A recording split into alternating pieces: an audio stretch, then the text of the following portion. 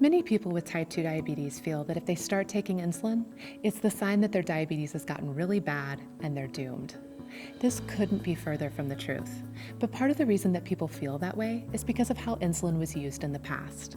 It used to be that insulin was given as a last resort to people whose diabetes had progressed to the point where complications were either already present or almost inevitable. That's pretty much the opposite of how insulin should be used. Today, physicians use insulin more proactively as a way to lower your A1C before it gets too high and therefore prevent complications.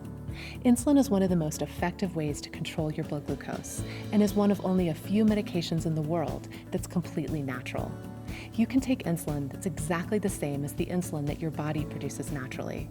That means you don't have to worry about any allergies or side effects. The only concerns about insulin relate to the dosing of it.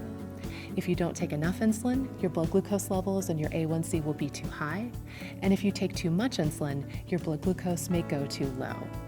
However, low blood sugar is not very common for people with type 2 diabetes who are starting insulin. A recent study showed that on average, there was one event of hypoglycemia for every 10 years that someone was on insulin.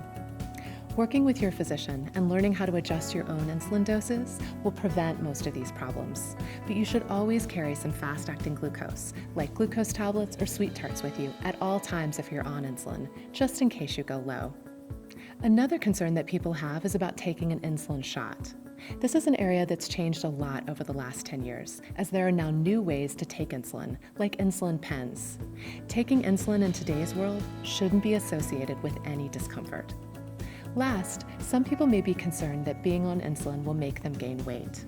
The data on this is pretty clear. On average, people on insulin will gain roughly 3.5 pounds over 6 years. This is a relatively small amount of weight over a fairly long period of time, and in terms of your diabetes health, the better blood sugar control is well worth it. And that's what you need to know about insulin. Thanks for watching.